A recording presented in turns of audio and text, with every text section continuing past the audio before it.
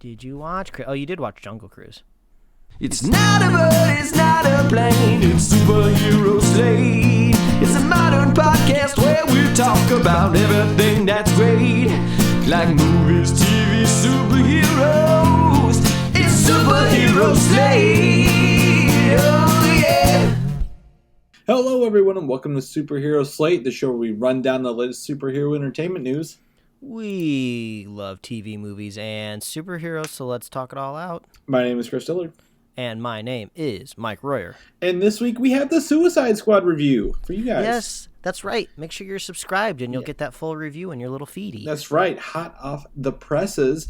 Venom will let there be Carnage with a new trailer for the film. Hot off the presses. Talk about red hot Carnage, literally in color, referenced in the trailer. He's the red one. Yes, exactly. And then Christian Bale returns to comic book movies with some set photos from Thor, Love and Thunder. Yeah, and hopefully a little bit of a better temper. I think there's actually more of a deep dive of Christian Bale and his set blow up. So I think there's a little bit more nuance to it that I just don't know about, but it's still fun to just poke fun at the fact that he was yelling at people. Right. And I think my favorite thing is 2-3 years ago, he was like, I'll never be in comic book movies again. I'm done after being Batman. And then Marvel's like, hey, we got that Marvel money for you. He's like, all right. Yeah, it's funny. From a positive point of view, you would just think they just come around to it because the films are getting better and they're created with more nuance and more thought. Or the cynical side of it is just well, if you're not being in a superhero movie, what else do you have left to be in? Because that's pretty much everything that's coming out. So a fun time for actors, but I feel bad for any of them when they're richer than we'll ever be and have just different problems than we do, right? Mm-hmm. Right. Yeah. Like yelling at that movie. Oh no, what blockbuster movie am I going to be in this year? Too many choices. Mm-hmm. Yeah, exactly. Speaking of blockbuster movies, we again watched the Suicide Squad, but we've watched some other movies this week, Mike. You even dip back into some old DC stuff here, looks like. Yeah, that's right. I have kind of been famously more positive on Shazam, I feel maybe than most people, and I've talked about it many times on the podcast. It's just a really fun movie. I really like Zachary Levi. I love the family dynamic that they bring up in the movie. I really enjoy, actually, the creature design. I just get really kind of these nostalgic vibes from the Seven Deadly Sins. Is that what they are, right? Yeah, the Seven Deadly Sins. They just kind of give me those. I don't remember the name of the monster because I'm not much of a Ghostbusters fan, but that one Ghostbusters movie, they have that one claymation kind of creature chasing Rick Moranis around town, and I get a lot of that creature design vibes from it. So they were in that trailer for Ghostbusters Afterlife last week as well. Oh, the dog was? Yeah, he busts out of the shopping mall, chasing Paul Rudd. Oh, yeah, that's right. Or some sort of facsimile of that. But Zool. Yeah, I love the creature design.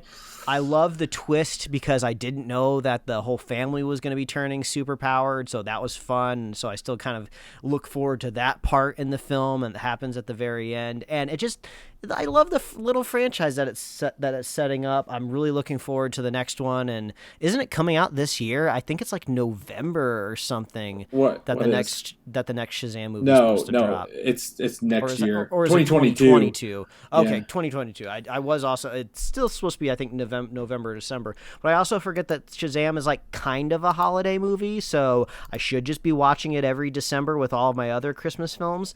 So maybe I'll add it into the rotation. And if the other one is also supposed to be coming around the same time of year, it would be kind of cool if the director decided to just keep doing it holiday films. It's actually June of 2023. No, maybe this is just a cry that we want more Christmas films, right, that are superhero movies. I'm really surprised because I feel Shazam's been in production longer than Aquaman, which comes out actually of December of 2022. I would swap these two. You know what? It's Warner Brothers. You just don't know. Yeah. You don't know what grab bag they have going on over there. And these dates change all the time. Don't be surprised if things get, who knows what James Wan's doing. We don't know when Aquaman's really coming out. Yeah, it's currently filming, I think, or just started filming. But thankfully, we have a page on superheroslate.com, upcoming releases, where I just looked that up real fast. So yeah, perfect. That's why we love you, Chris. That's why we have that page, so I could be like, that didn't sound right. But again, everything's been pushed back. If we look at the we don't like to look at it, but the pandemic as a whole has really changed all our schedule. Like almost every 2 months, I have to change dates on this page. So, but yeah. Anyway, Shazam. Do you watch it on HBO Max? It's on there, right? I believe. Yeah, HBO Max. The pleasure of the Warner Brothers catalog at your very fingertips.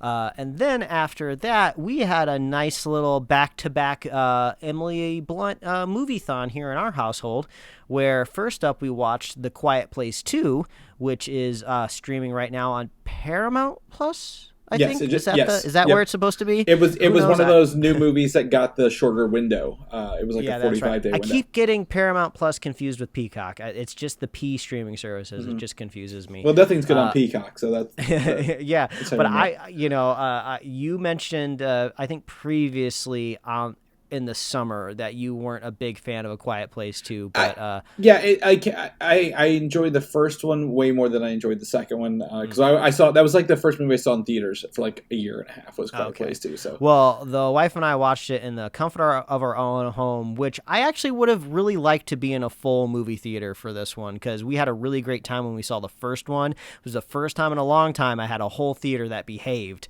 and was very, very quiet, and it just kind of made the experience even more fun. But overall, I enjoyed A Quiet Place 2. I do start to kind of feel the premise being like stretched like a little bit, like they're just kind of like, okay, you kind of need to define maybe these rules in the world a little bit more so I can understand like, oh, why these people, if they're living on an island, like why aren't they worried about the fishermen people that'll attack you at the wharf? It seems like they're bad enough that they would just hop on boats and go attack these people. It's not that far away. You could see it from the land. Like that. Yeah, exactly. So, but like I just keep ignoring it because I'm just overall having a good time, and maybe just nobody really knows what they're doing in this universe because it's only been like, I think like just a little over like a year and like a few months. So maybe just nobody really knows like exactly what they're doing, but we just had a positive time. And then this is where Chris and I found out this week, totally flip-flop on these two Emily Blunt movies. I watched The Jungle Cruise and I hated it. I did not like it. I don't know why people enjoy this weird Metallica song that they added in the middle of it. It's so weird to be watching intro like too, this. It's so weird to be watching like this jungly movie, and then I'm not saying a Metallica cover or whatever can't be in this movie, but like an electric guitar suddenly pops up in the middle of my Amazon period piece adventure movie. It's so weird. The plot is all over the place. There's so much plot in this movie.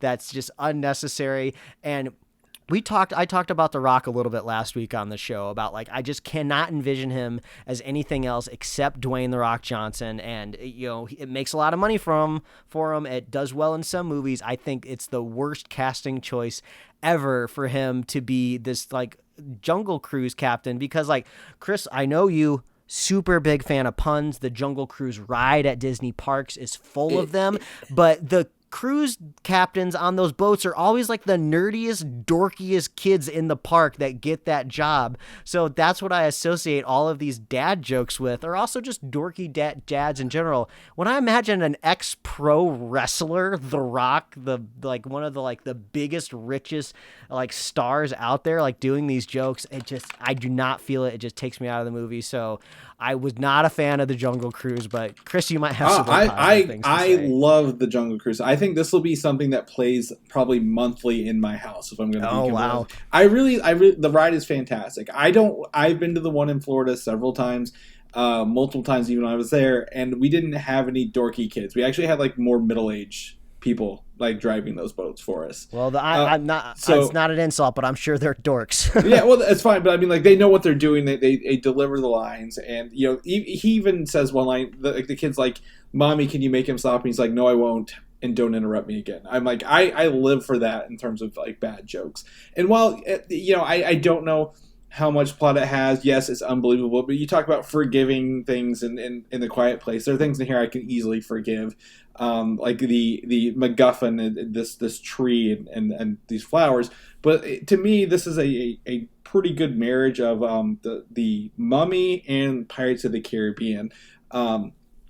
Along the way, there is a twist in this movie which I actually didn't see coming, but I really like the way it looks. Emily Blunt, she's great as an action star in anything she does. I think we can both agree on that, right? Like she She does everything great, and I think what was that one? Live, Die, Repeat. I think it's like the first movie where I saw her. Oh yeah, that's great. I can say two positive things about this movie. I won't totally trash it. The opening set piece with Emily Blunt, I really liked. The whole adventure-y side of things, where she's trying to get this evidence out of this kind of adventurers club. You know, it just felt very fun, adventure-y, like, you know, classic kind of Disney movie. And that also introduces the other part I really about this film, Jesse Plemons as this kind of weird, kind of German Nazi dude. I really liked him. I did until I was like, he's doing his best Christoph Waltz impression for the whole film.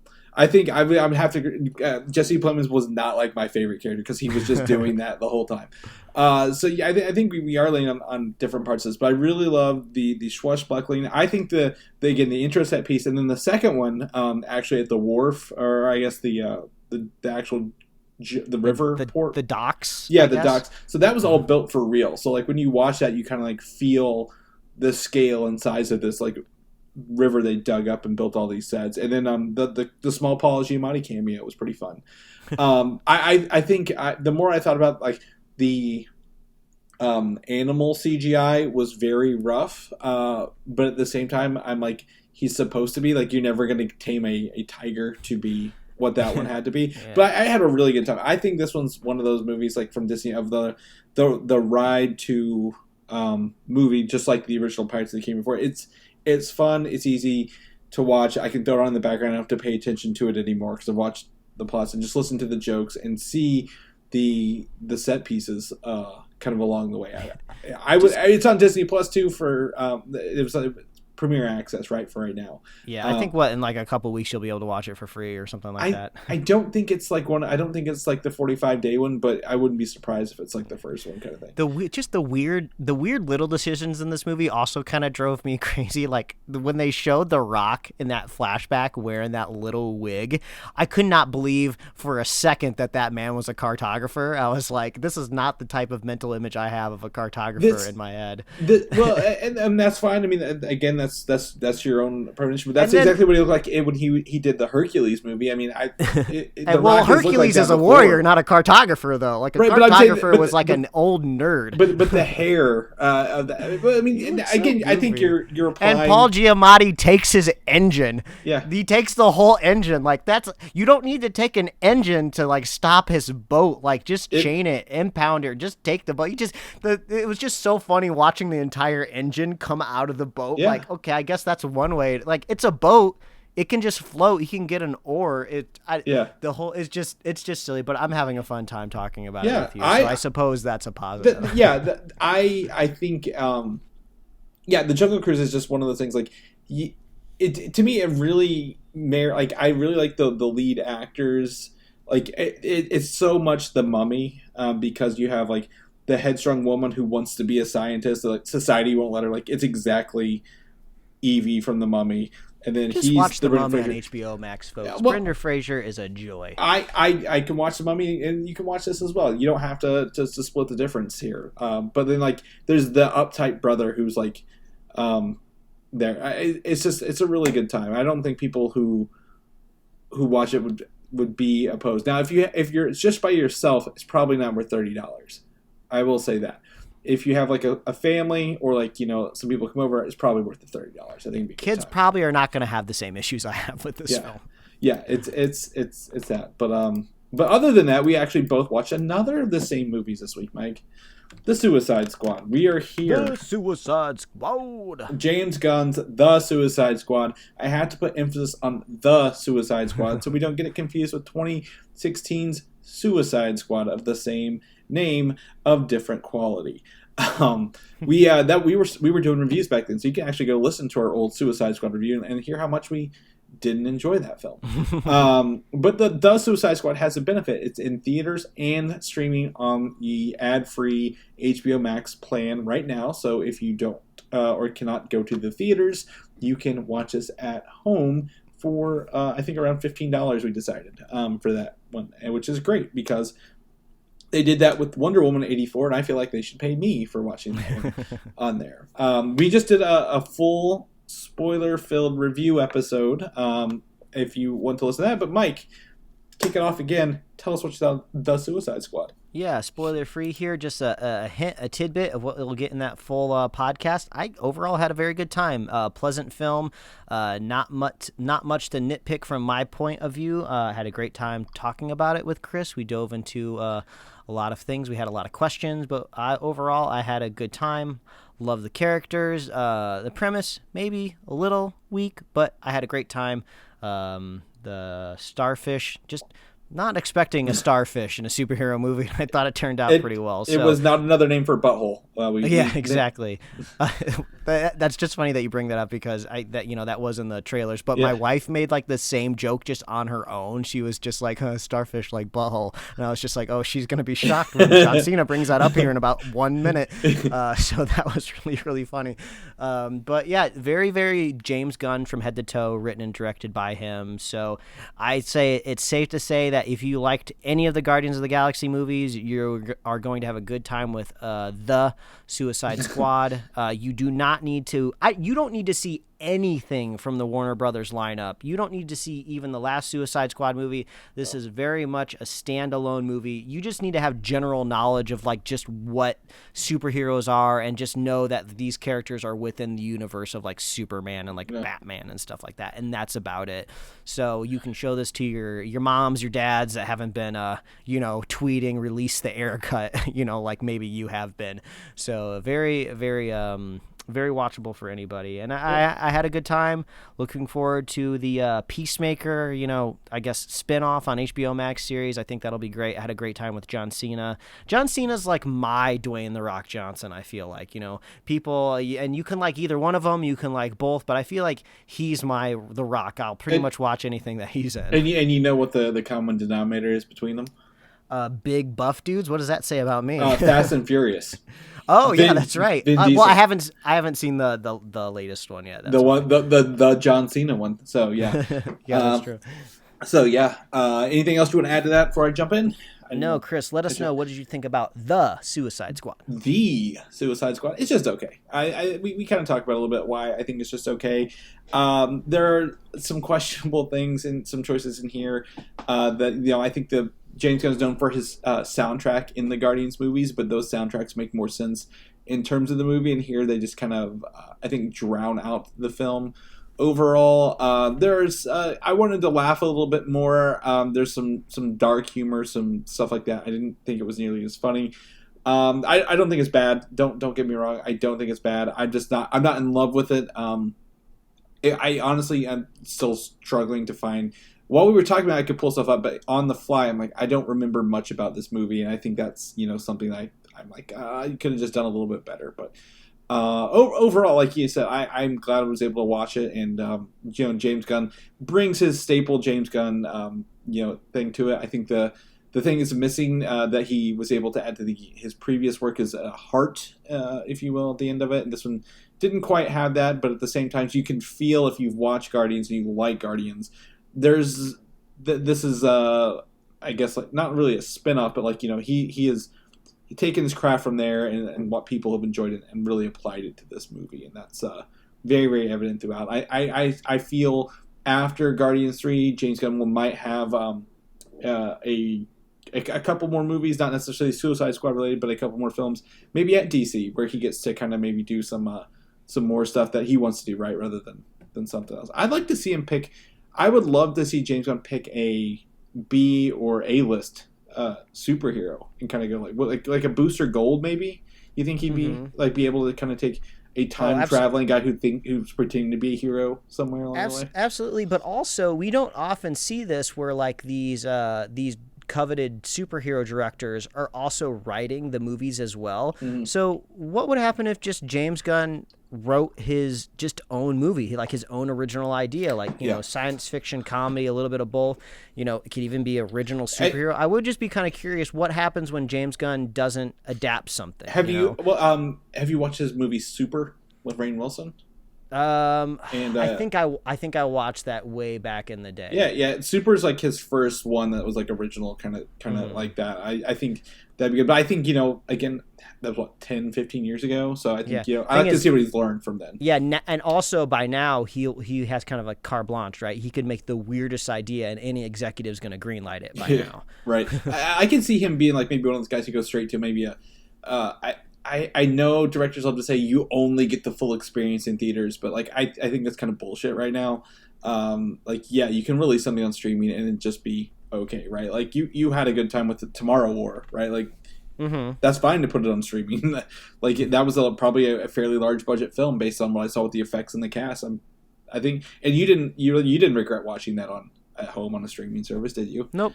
Yeah, plus, everybody already has Prime anyway, so it's just a good deal. Yeah, so I could totally see him being like, yeah, you know what, maybe I don't want to do this. Maybe I want to make my own stuff. Maybe Netflix, maybe Amazon, or hell, even HBO Max at this point could hire him to make whatever he wants and put it on there.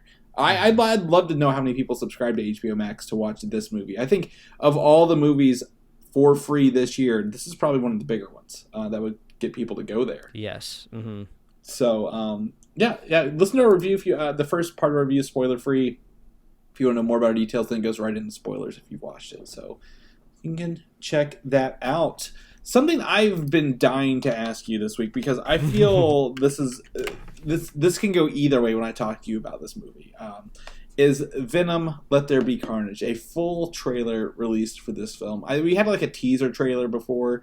And I still think this is a little bit of a teaser, right? There's no plot to the film kind of revealed here. But weird, it's kind of listed as like official trailer 2, so it's like, what are we supposed to believe here? And notoriously, Sony sucks at making trailers and telling us what's going on with it. We don't even have a No Way Home trailer yet. Like, you want to go stir up shit on the internet? Go talk to them about the No Way Home trailer. Well, we were told we would have to see another Venom trailer before we got the No Way Home trailer, so here it is. So that No Way Home trailer should be any time now, right? Yeah, I hope so. We are less than a month from Shang-Chi, so maybe they'll do it in time for that. But this trailer released, and thankfully, much to at least my chagrin, they did not hold back on the symbiotes this time again, right? Like the first Venom trailer had no symbiotes in it at all. We actually get to see 3 Venom, Carnage, and I believe it's Shriek. I believe is the third one. And we get to see actually how Carnage is created, and it's I'm going to tell you, very close to the comic book origin, where a piece of Venom bonds with the blood of Cletus Cassidy, and that kind of actually, we've seen some of these shots, I believe, molds his body into a symbiote rather than just being the symbiote with him, if that makes sense. Because we get to see one shot where it looks like Woody Harrelson literally morphs into the symbiote rather than it becoming a shell around him like Venom does, right? Which I believe there's also a couple of shots with holes in him where he can like move his body around. This trailer for this movie being what I'm presuming is going to be PG-13 made me think there might be an R rating in this movie a little bit based on some of the violence. Some deep throat French kissing in this trailer. Definitely some death and destruction. Helicopters. Definitely.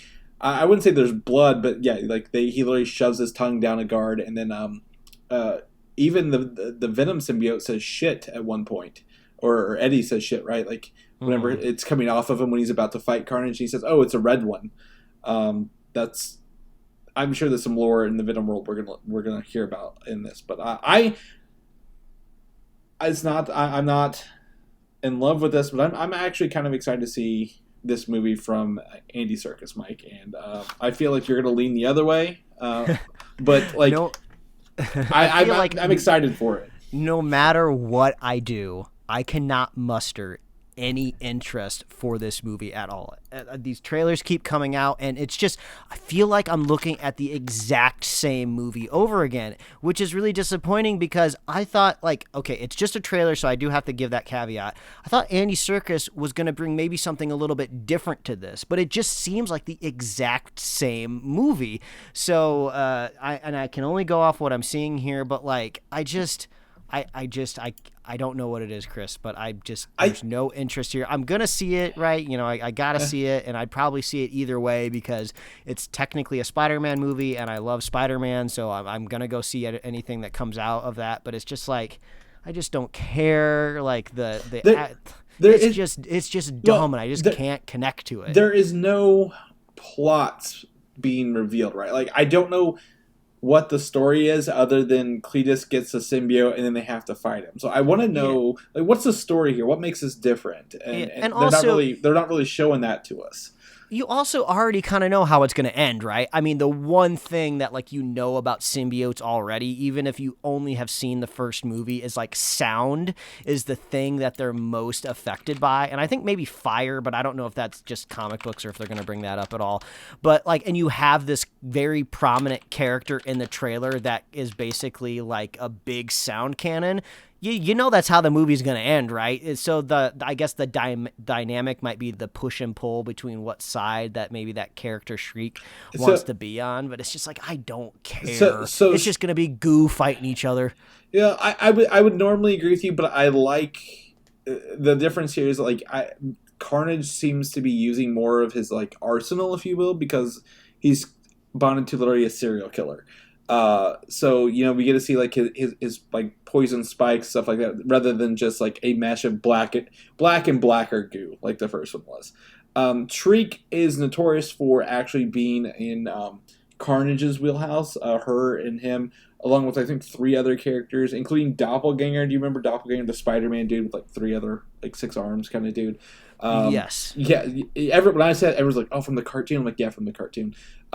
Shriek, and I was reading this up earlier today just to make sure I was right. Like Shriek is usually on his side, so that's going to be interesting to see. How that is. She is being played by Naomi Harris in the upcoming movie. Who, and I totally forgot about this. We didn't talk about this. She has been Moneypenny in all the new Bond movies, and she actually is in Pirates 2 and 3 as Tia Dalma, the witch who's technically the ocean, you learn. Oh, yeah. I was like, oh, she's actually a really good character. But she looks like she's playing like that same character kind of here a little bit, rather than the Moneypenny side. I'm excited. I don't know what's going on with this movie. They haven't really released a plot. I've not seen any leaks for a plot. So it would be interesting to see what the story is. I just want to know what it is and what is Andy Serkis bringing. Yeah. Like I know he is. And how much is the plot really going to matter, right? Yeah. It's Venom versus Carnage. Right, but I think that's going to make if it was just Venom versus Carnage and they're going to fight the whole time, it wouldn't be any fun. But if there's what would be cool, Chris? Oh God, I don't know if Spider-Man was in any of these movies. Like the whole reason this character exists to begin with, Jesus. Well, no, Carnage doesn't exist for Spider-Man. No, but the whole Venom franchise does. Well, a little bit, yeah. But I mean, there's been more books without Spider-Man than there has with him. I think maybe a way to kind of just save this franchise overall for me is just go balls to the wall cosmic, right? Go to the symbiote planet. There's like some sort of mythical symbiote sword, apparently. Like just go really weird into it, and then maybe it'll pique my interest. But it just kind of seems like they're doing like City Superhero, but there's goo and he's kind of bad. Well, I think it needs to go a little different for me personally. That's the classic Venom story's Lethal Protector. That is what it is, where he's in San Francisco and he is being an anti-hero. Now, we do get confirmation that Eddie says Venom can eat whoever he wants in this. I want to see how that follows through. I'm like, that was a little interesting that he's going to do that. Like I said, I want to know what Andy Serkis has in store. He is notorious for being able to play characters who have multiple sides and in CG, right? Like he was Gollum in Lord of the Rings, someone who had multiple personalities, inside and outside kind of thing, and then also being in the Planet of the Apes movies. So, and then also actually one of my favorite B-list villains in Marvel, Claw. I actually really liked him in this, so hopefully he can bring something to this. But I really like they are just teasing. I guess Woody Harrelson in some action scenes, but I want to know what's more with this. But we do. I'm glad they're sticking to the classic origin of Carnage, where it is Venom with his blood, and rather than just like, oh, we found another symbiote that happened to land here and go to him. So check out the trailer, and it links in our show notes. The Bad Batch, the season 1 finale is this coming Friday. And you might be saying, Chris, why are you saying season 1? Well, they confirmed season 2 will be coming out 2022 for the Bad Batch, which is great because I thought the show was going to end and then we weren't going to get any more animated Star Wars on Disney Plus. Because Dave Filoni, again, love his work, love what he does. These characters are great. I want to know kind of where they end up in the world. This is at the start of the Empire kind of thing, right? So I'm very excited for this, Mike. I'm really excited to kind of see if you get caught up with us sooner than later because it's very quality Star Wars shows while we're moving through this. I'm kind of looking at the episode list here on IMDb now since I haven't seen any of the Bad Batch yet, and it looks like kind of maybe the quality of this season might depend on what episode that you're in. It looks like people were really, really positively responding to the first one, then it kind of dips a little bit, then it comes back up, and then dips a little bit, so it looks like there was an episode that wasn't particularly well received by the name of Infested, so I don't know what exactly is going on there. Which what was that? Let's see here. Infested. To save a friend, the Batch plot a mission to sabotage a gangster's operation. Okay, that looks like it. Okay, that was the last one I saw. Okay, yep. Yeah, I can see why that one would not be my favorite. That one, so you hear about filler episodes, if you will. That's like the filler of the show. I will. Gotcha. The that rest, makes a lot of sense. Yeah, the rest of them are more like multi-arc stories, if you will, because that's how Filoni did like a lot of the Clone Wars stuff, right? Like their multiple stuff. I've not watched War Mantle or Return to Camino, so I'm excited to actually see how this kind of ends up and where this season goes and where do they end these characters? Will we actually get like a live action version down the road or not, kind of thing? I'll probably just end up doing what I did last time, was just asking you which episodes I have to watch, and I'll watch those. Yeah, these are going to be interesting because these no spoilers, but because this is set before Rebels, this actually sets up some of the bigger Rebels characters along the way. So I'll have to go through and take a look at that. I actually love to see them do this. Do you know one guy voices all of the Bad Batch, and that guy is the voice of Olmec in Legends of the Hidden Temple. So that's right. Yeah, I keep forgetting that you're rewatching. Yeah, I wouldn't say I'm watching Legends of the Hidden Temple. It's on in the background. Okay. But he's the one guy. He voices all the clones. D. Bradley Baker. So very talented man. Glad they got him for that. But speaking of Star Wars, the Star Wars is going on a Halloween special, Mike, called The Terrifying Tales, and it's coming to Disney Plus on October 1st. And in true Halloween parody fashion, they have someone raising a hand out of a grave and igniting a lightsaber. So, yeah, I'm actually struggling to remember what my opinion was on that kind of holiday Lego special that they made last year. I feel like I remember some positive stuff, but I guess I don't really have a strong memory of it. So I don't know, like you were saying with the Suicide Squad, I don't know if that means good or bad, but it's not like it's very taxing to watch these specials. So I'll give it a shot. Yeah, like 22 minutes. It's interesting. A lot of these, I looked at the characters. They're playing a lot of these from the Lego Star Wars Freemaker Adventures, which was like a short-lived Lego TV show they had for a while. And what's hard for me to wrap my head around is I've played all the Lego Star Wars games. Well, guess what they didn't have in those? Voice actors. So I'm like, this voice doesn't line up with these kind of characters along the way. But the also thing is with Lego is they don't take themselves seriously, right? Like they can. This is technically set after the Rise of Skywalker, but like you can see here, there's a Death Star in this. Like they can reference everything and everything at once. So. Like I said, it's not tagged. It's like 22 minutes. Come out in October. I imagine a lot more, a lot like was it The Simpsons had the Loki crossover. Lego will probably have a lot of these. They should do a Valentine's Day episode, and it'll be a PSA about not to kiss your sister. And that's my next pitch. Go for it, man. Go for it. See how that goes. What I am excited for this week is the What If series launches on Disney Plus. And the showrunner or writer has confirmed Captain Carter will carry over between all the seasons, which is great. Apparently, they love having Haley Atwell come in but not give her own thing. And when they did give her own thing, apparently that's not canon anymore. But 9 episodes will be in season 1 of What If, and 9 episodes are in season 2 of What If.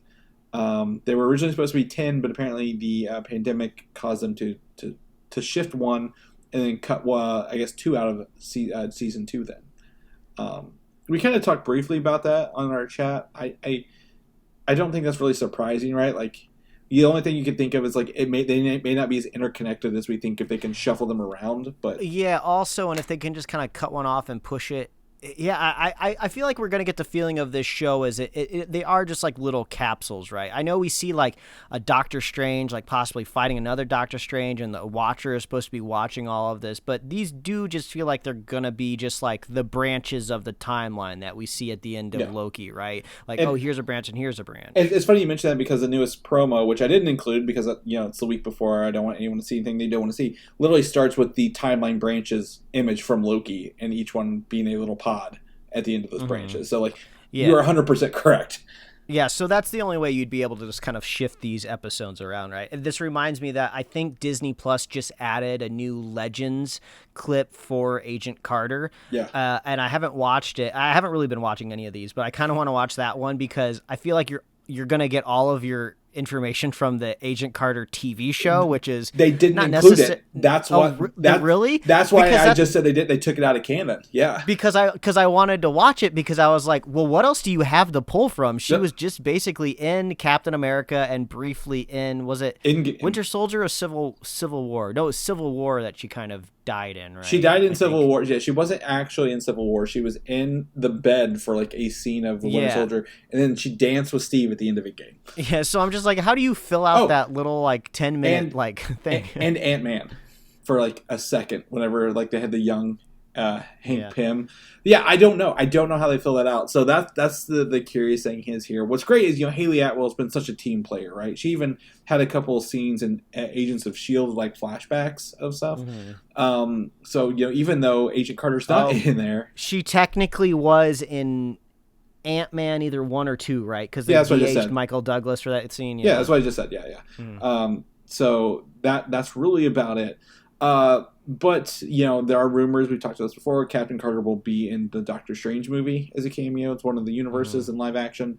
Again, if the watcher's just watching, they could pick and choose different, quote unquote, important parts of that universe, right? That make sense. So we could be like, oh, this is Captain Carter, when she first is introduced, and then here is 15 years later or whatever. Maybe she gets frozen in ice and she's in the modern day. Man, it's really starting to seem like this Doctor Strange movie is going to be like just a movie that Doctor Strange happens to be in, right? Yeah. There's all of like these different rumors of what and who might be in it, and we haven't heard like anything. Cameos? I'm not saying it's bad. I'm just saying it's kind of funny because the movies, they just keep getting this mythology around them, around the Spider-Man movies and like the Doctor Strange movie. It's just like, I don't think I've heard anything about Mordo possibly popping up. I'm sure he'll be in it. He is in there. Yeah. We haven't really heard any sort of machinations of what he may or may not be doing. So I guess once we get closer to the Multiverse of Madness, we'll start to get a better idea of like, this is a sorcerer's problem. So how is the sorcerer going to solve it? Yeah, it's going to be interesting. I guess again, Loki kicking off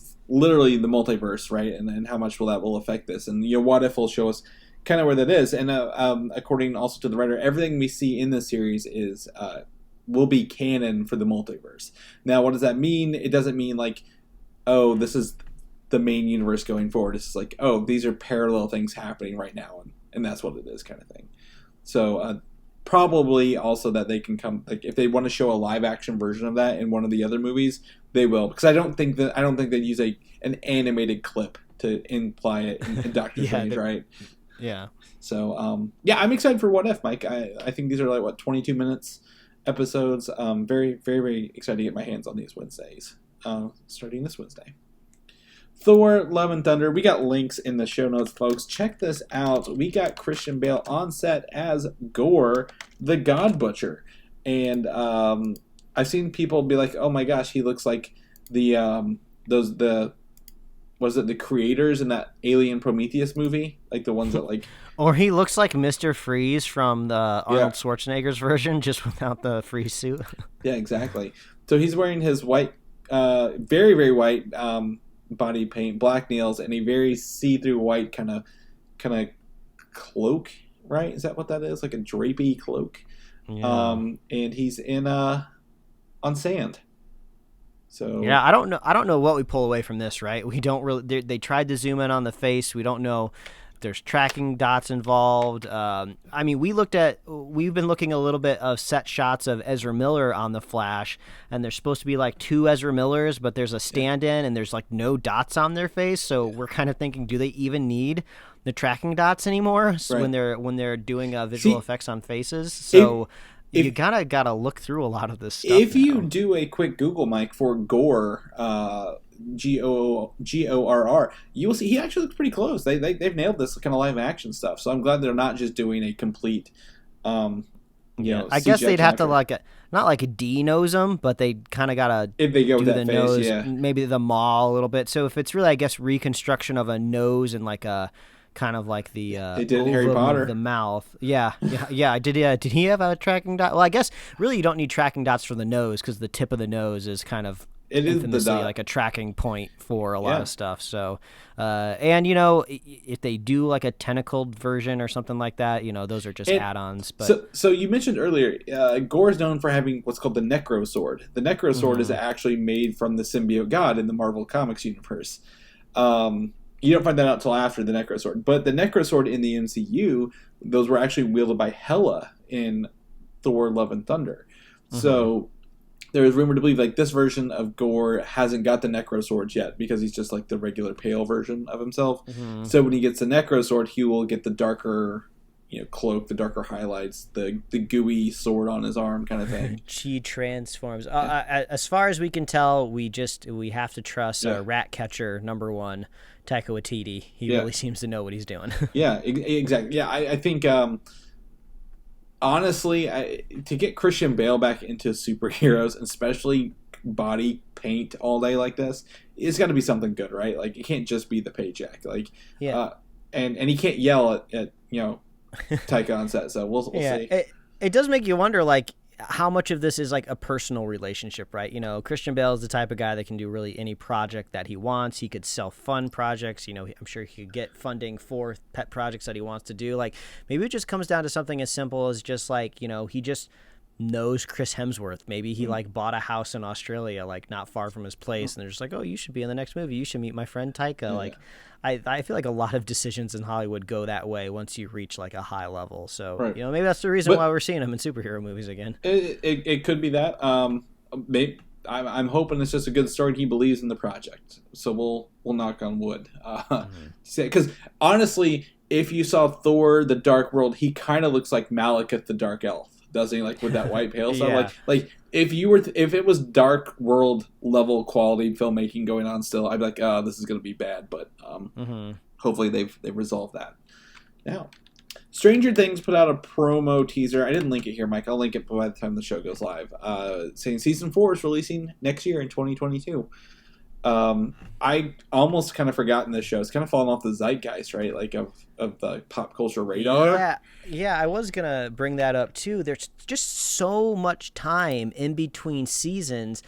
Like, even though the show is fun and I'm having a good time, like, it's really hard for me to get the hype engine back up, right? It's just like, if the hype train is like a real thing, like, I feel like it hasn't really been maintained, right? They haven't been like greasing the wheels. The track is starting to get grown over, and like the PR team has to get in there and like rejuvenate this train. Luckily, I'm just so happy the teaser actually had a little bit of new stuff in it. We get to see Hopper with like a flamethrower. You get like 2 other shots of just seeing that the kids are still alive and what they look like, but they're aging so much faster due to puberty than what they are in the show. So I think the last time we talked about Stranger Things in any sort of earnest length, we kind of mentioned like, oh, I wonder if the Duffer Brothers are writing to the fact that all of their actors are aging very, very quickly. Because like when the show started, the relationship between Eleven and can't even remember the main Finn. Yeah, the main kid. It was just kind of very like maybe cute, crushy, but it was mainly just they're just trying to like save her. Then it's evolved into this more romantic thing. Like hell, by the time they get to like Stranger Things 5, like it might be like Riverdale up in here. These kids might be like locking the closet door and doing weird things that will make us all feel uncomfortable because we met them when they were children. Right. It could be. I think also I think they ended the last season knowing there was going to be a break, right? Like, didn't the kid who gets abducted all the time, Will, I think. yeah, Will and Yeah, 11 and his mom all left town, right? They like moved out of the state, and then Hopper apparently ended up in Russia somehow. Yeah, so that might be clever because we might get to pick up on the characters after a long time. They may have like changed quite a bit. Yeah, so I think I think they knew there was going to be a little bit of a thing, and then my understanding is from a while ago, like when I was looking at something, they've written the last 2 seasons kind of coherently so they could film them quickly. Knock on wood, because that the Finn Wolfhard, he's in the Ghostbusters movie too. Like it was like foot long hair, right? Like he's in everything. if you need a kid who's kind of a jerk and with dark hair, cast this kid. He does a great job. Stranger Things season 4 releasing next year. For those who may know or may not know, why The Last Man finally, Mike, after years of trying to get this off the ground, is debuting September 13th on FX on Hulu, and they've finally released this full series trailer. Yeah, this might be the best scenario overall, actually, for the Why Last Man, because if you have like a comic book series that is all wrapped up and done and good to go, that's a good place to start because you know where you need to end. Much like a comic book series is episodic, it's good to put it in a TV show format, right? Because these superhero stuff translate to movies really well because you can kind of tell one big bombastic story. So it's probably a good thing that it ultimately ended up on TV. It's landing on FX, which FX is making some really good stuff. And then the promo says that this is like FX on Hulu, and I think it's like a same day synergy they're going with. Like I watch like Dave on FX, but that airs on like Wednesdays, and I can't watch it until Thursdays on Hulu. But I think this is like we're doing it all together. Like you don't have to have FX. We're not trying to get you to get cable. Yeah. We're driving like Hulu subscriptions and sign up. So that could be an indication that this is a little bit more of a premium experience. Yeah. Like even though the stuff on FX is good, this could hint at like maybe like, oh, the budget could be a little bit more inflated because it's an apocalyptic thing. You got to do a special effects to make stuff look like shit, yeah. Right? well, and I just did some quick. So it isn't going to FX. It's only going to FX on Hulu, which is free. So that's good. And this show has been through development hell, right, for the past like 10 or 15 years. But I was trying to look up here. I was pretty sure when I looked this up that this will also be co-written with Brian K. Vaughan, who was the writer of the original series, which means I feel like they're going to maybe make some changes from the novel, which is wrapped up in like 2008. So that way the show's not as predictable as the book is, right? Like kind of yeah, I believe the build kind of like showrunner head creator is this woman by the name of Eliza Clark. Yeah. And she has worked in TV before. I haven't really quite seen anything that she's done on her IMDb page, but she seems to be a seasoned Hollywood vet, so not really tapping an unknown for this. So you got a TV veteran teaming up with Brian K. Vaughan, who I'm sure he's dabbled with television in the past because all writers have at some point in time. A lot of his stuff, I'm pretty sure comes like it's just funny because Eliza Clark replaced the original showrunners, and then also I know this because he's Druig. In the Eternals, Barry Keoghan, he was the original Yorick, and then he left it as like I think February of last year. So like they've only been making this like maybe the past year and a half, finally in full things. And the whole premise is one day all men except Yorick, who's the Y of the title, and I believe his monkey, all mammals die at the same time, and nobody knows why. So I'm excited to see where it goes because I've only read the first collected volume that kind of ends on an interesting cliffhanger in outer space. So I'm curious to see where that goes. And my laziness has ultimately paid off. I never got around to finishing it, so now the TV show can do it for me. My favorite medium to consume stories. So this is it, kids. There's payment for being lazy. And I just looked, and it says Wikipedia has episode 1 and 2 debuting the same day on September 13th. So nice. You might get a double that day. Hopefully they don't just drop it all on there.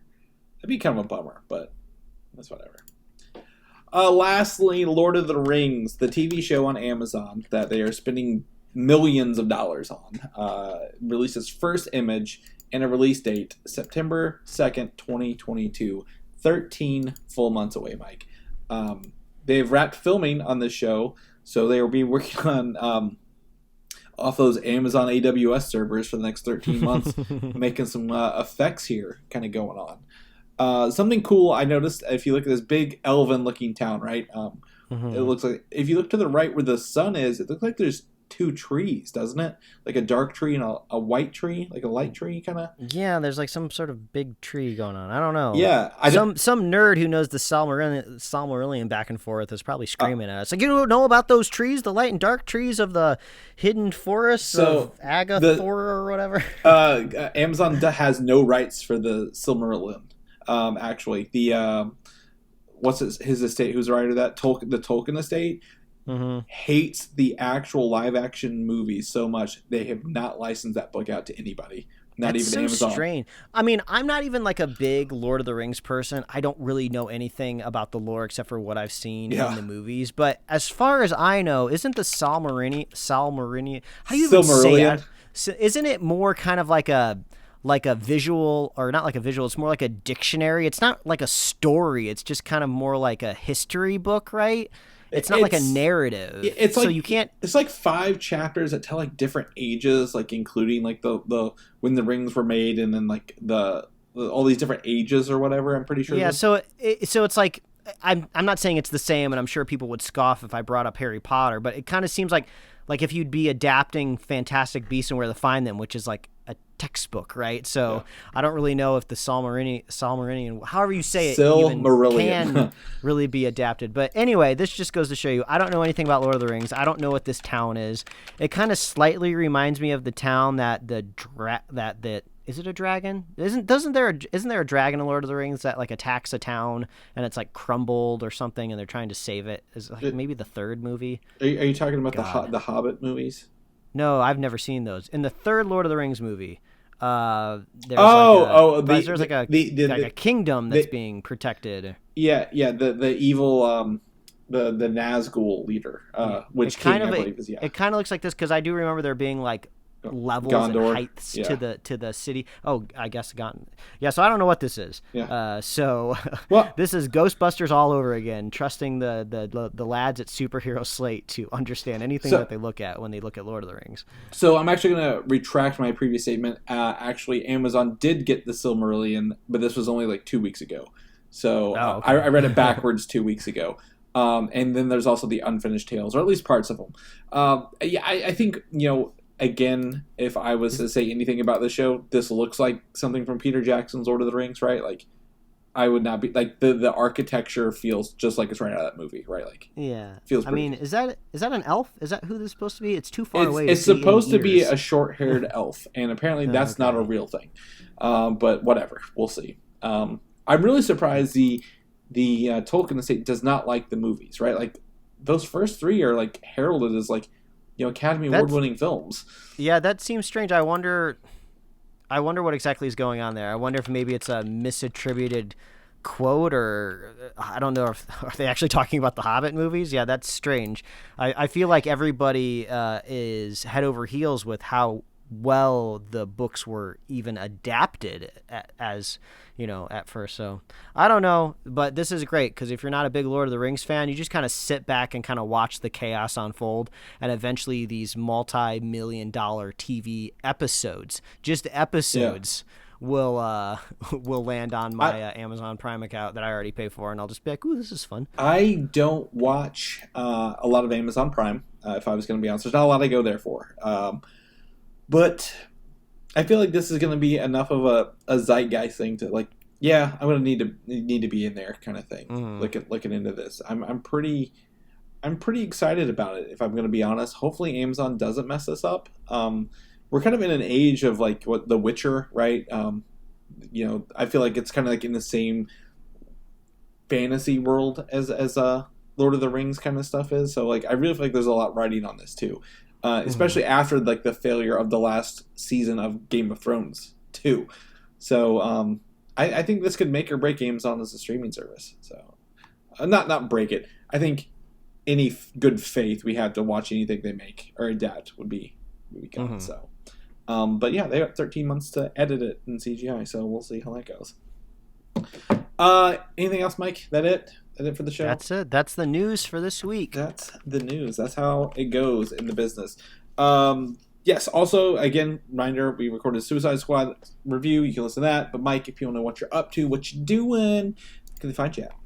Well, they can find me at Mike Royer Design on Instagram and Twitter, and you can read my webcomics at pickledcomics.com. Chris, if people want to catch up with you, where can they find you? You can find me on Instagram, Valdan87, VALDAN87. Also on Twitter, Valdan, VALDAN. People want to know more about what our episodes are every week. Any other reviews? We're coming up. Movies are starting to release regularly. We're less than a month from Shang-Chi, knock on wood. Where can they get more stuff from our show at? All you got to do is visit superheroslate.com. That is the best place to find all the avenues we host our show and to get our kick-ass show notes. So if you want to see that Lord of the Rings shot that we were just talking about, or if you want to see Christian Bale in his shiny white glory as Gorr the God Butcher on set, we got all those links there in our show notes, and you can find us at Apple Podcasts, YouTube, Spotify, wherever else you love to listen to find podcasts, all over at superheroslate.com. Like us on Facebook, follow us on Twitter and the Gram, and you can get merch at superheroslate.com/store. We love hearing from you. Please reach out with any crazy conspiracy theories you have, what you're loving, what you're hating, what you want us to talk about. We love hearing from you. And if you want to be a super fan of the show, it's oh so easy to do. All you have to do is share the show with a friend, share the show with a buddy, go get vaccinated, and we will be back here every week, folks. That's right. We will see you next week. Bye. Thanks for listening, and don't forget to subscribe. Watch the Carnage trailer. I watched the Stranger Things teaser. I watched the Why the Last Man. I saw the Lord of the Rings thing. All right.